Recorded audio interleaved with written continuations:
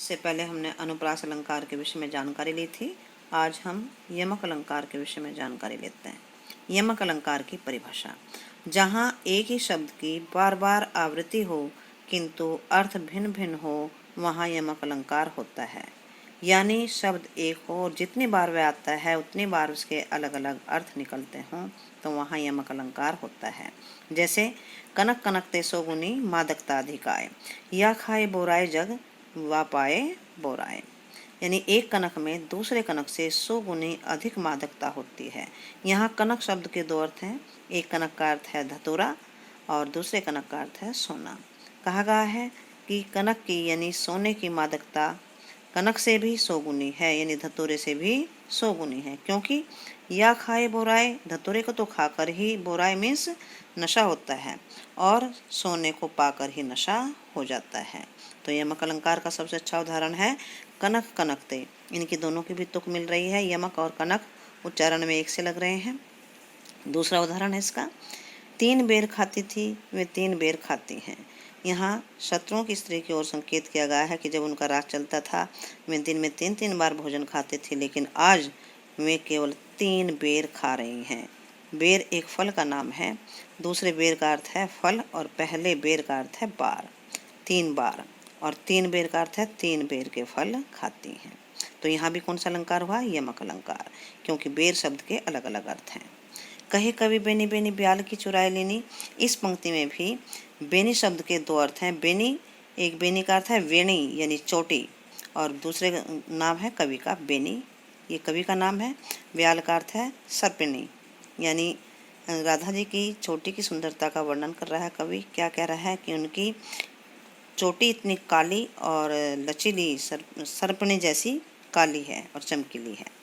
तो यहाँ बेनी शब्द से दो अर्थ अलग अलग निकल रहे हैं। 2 बार आया बेनी शब्द और दोनों के अलग अलग अर्थ हैं, इसलिए यहाँ भी यमक अलंकार है। तीसरा अलंकार है शब्द अलंकार श्लेष अलंकार। श्लेष का शाब्दिक अर्थ है चिपकना। तो इसकी परिभाषा देखिए, जहाँ काव्य में प्रयुक्त किसी एक शब्द के कई अर्थ निकलते हैं और चमत्कार पैदा करते हों, वहाँ श्लेष अलंकार होता है। यानी श्लेष का अर्थ हमने बताया था चिपकना। इस अर्थ में इसकी परिभाषा बनती है कि एक ही शब्द से जहाँ कई अर्थ चिपके हों तो वहाँ श्लेष अलंकार होता है। जैसे इस पंक्ति को देखिए, रहीमन पानी राखे बिन पानी सब सून, पानी गए ना उबरे मोती मानुष चून। रहीमदास जी कहते हैं कि मनुष्य को पानी रखना चाहिए, पानी के बिना तो सब सूना है। दूसरी पंक्ति में विशेष रूप से श्लेष अलंकार है, पानी गए ना उबरे मोती मानुष चून, क्योंकि एक पानी का अर्थ तीनों से संबंधित है। मोती के पक्ष में इसका अर्थ है चमक, मानुष के पक्ष में यानी मनुष्य के पक्ष में इसका अर्थ है इज्जत, और चून का अर्थ है चूने का पत्थर या आटा भी लें तब दोनों ही जगह इसका मीनिंग लगता है पानी, यानी दोनों जगह पानी अर्थ लगता है। तो क्या अर्थ होगा इसका? पानी गए ना उबरे मोती मानुष चून।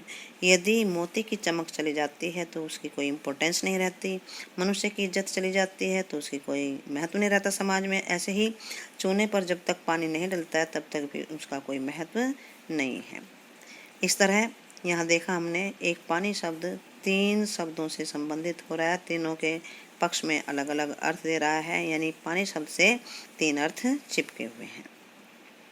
दूसरा उदाहरण है, सुवर्ण को खोजत फिरत कवि व्यभिचारी चोर। इस पंक्ति में भी सुवर्ण शब्द के 3 अर्थ हैं। पहला सुवर्ण यानी स्वर्ण का जो है ये तद्भव रूप दिया है, स्वर्ण कहते हैं सोने को। सुवर्ण का अर्थ सोना भी होता है। सुवर्ण, सुवर्ण यानी अच्छा, वर्ण मीन्स अक्षर, और सुवर्ण वर्ण का अर्थ रंग होता है, यानी सुंदर रंग। जैसे हम काला गोरा रंग कह देते हैं। तो अब तीनों का देखिए क्या क्या अर्थ निकलता है। कवि लोग सुवर्ण को खोजते फिरते हैं, यानी सुंदर सुंदर अक्षरों शब्दों को ढूंढते हैं कविता बनाने के लिए। व्यभिचारी सुंदर रंग को ढूंढता है और चोर सोने को ढूंढता फिरता है। खोजत फिरत का अर्थ है ढूंढता फिरता। तो यहाँ सुवर्ण शब्द के 3 अर्थ निकलते हैं, इसलिए यहाँ श्लेष अलंकार है। शेष अगली वीडियो में। ये लंबी होगी।